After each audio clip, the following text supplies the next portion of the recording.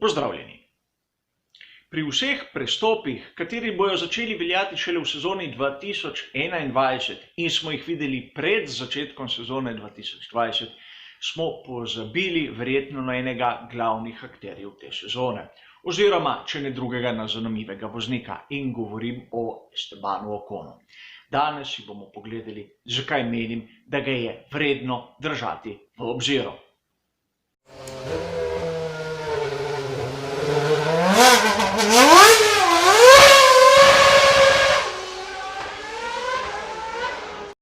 Mnogi boste malce presenečeni, kajti o Estebanu Oconu v zadnjih mesecih se ni dosti govorilo po teh glavnih medijih, kateri se ukvarjajo s Formulo 1. A menim, da v tem obdobju je bilo dosti drugih tem, katere so prevladovale, in zato Esteban je imel nekaj časa mir. A Esteban Ocon ima dosti pozitivnih lastnosti, tudi kako slabost, katerega bodo, po mojem osebnem mnenju, uvrstile upravičeno med tiste voznike, na katere moramo biti pozorni in za katere bo sezona 2020 ključna v njihovi karieri. Če pogledamo Estebana Ocona kot voznika, moramo razumeti, da je predstavnik mlajše generacije v Formuli 1. Primerjajmo ga na primer z Maxom Verstappenom in Charlesom Leclercem. Leto dni je starejši, torej spada v tisto skupino. To, da je v tovarniški ekipi Renault, vemo že sorazmerno dosti časa. Konec avgusta 2019 so objavili novico, da bo njihov predstavnik za naslednji 2 sezoni, to se pravi to 2020 in naslednjo 2021. A že na začetku svoje kariere se je Esteban Ocon prikazal kot izjemno zanimiv voznik. Ne samo po svoji hitrosti, temveč tudi po svojem karakterju. Izjemno bojevit karakter in karakter, kateri se ne pusti podrejati. In dostikrat je on tisti, ki je izšel kot zmagovalec v tistem boju nož na nož. Poglejmo že začetek njegove kariere, kateri sega v sezono 2016, v drugo polovico te sezone. Takrat je začel z dirkami Formule 1 pri ekipi Menor. Njegov moštveni kolega je bil takrat Pascal Wehrlein, zvezda Mercedesove šole, kjer sta bila oba člana te skupine. A konec tiste sezone se je zgodilo nekaj izjemno zanimivega. Wehrlein je odšel v Sauber, medtem ko Ocon v takratno Force Indio. In seveda ni treba posebej poudarjati, da je bil sedež, ki ga je imel Esteban Ocon, bistveno boljši, bistveno bolj perspektiven. Vemo, kako se je končalo z Wehrleinom, in poglejmo si malce, kaj vse je naredil Esteban Ocon, da je upravičil tisto zaupanje. Videli smo to njegovo bojevitost pri Force Indii v teh medsebojnih bojih z Sergiem Perezom že v sezoni 2017, kjer je letelo kar nekaj delov karoserije z strani obeh voznikov, a ne en ne drugi nista popustila. Seveda, vodstvu ekipe to ni bilo všeč, a mi gledalci smo precej uživali. Spomnimo se samo velike nagrade Belgije 2017. A ne smemo pozabiti tudi tistega incidenta leto kasneje, tistega incidenta, po katerem bolj poznamo karakter Estebana Ocona. Velika nagrada Brazilije in tisti trk s Maxom Verstappenom. Seveda ne bomo iskali interpretacij in kazali s prstom, kdo je bil kriv. Zopet situacija, kjer ne eden in ne drugi nista odstopila za milimeter od svojega položaja.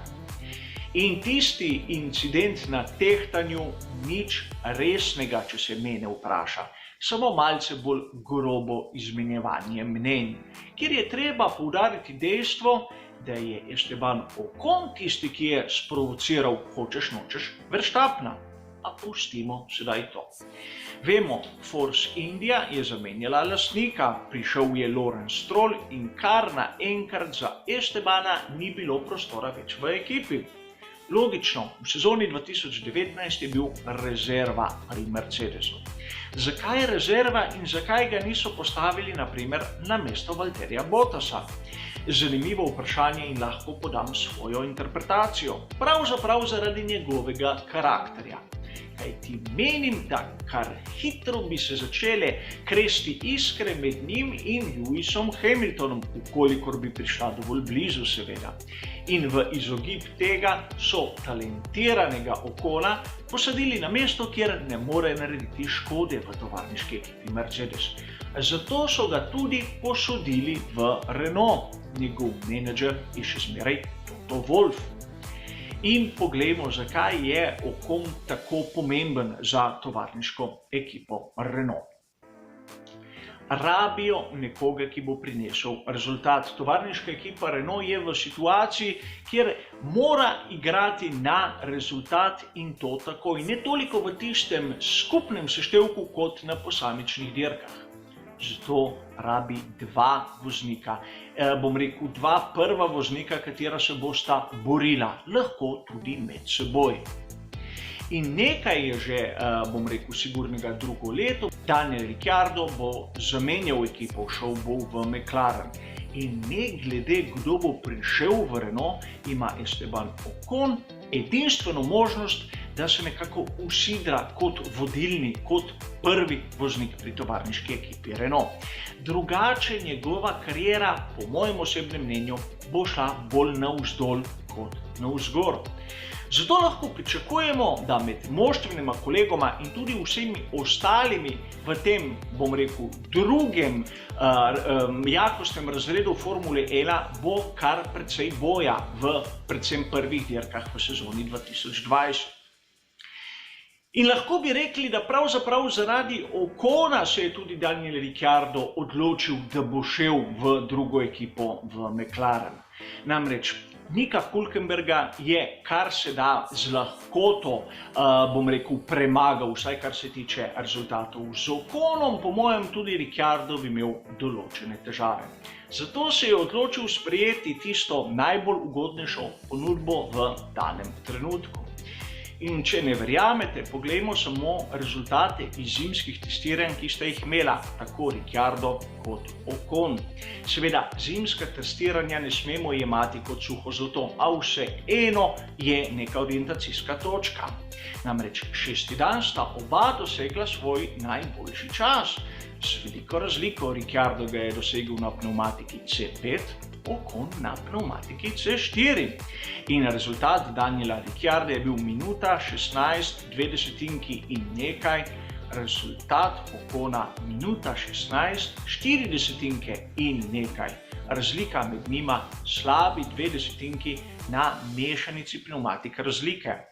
Torej, Esteban Ocon ni samo bojevit, ni samo, recimo temu, srborit, je tudi izjemno hiter. In če hoče obrniti svojo kariero navzgor, se mora dokazati. In to sedaj.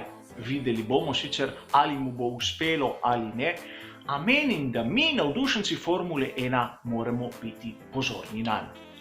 Hvala za vašo pozornost in nasvidenje.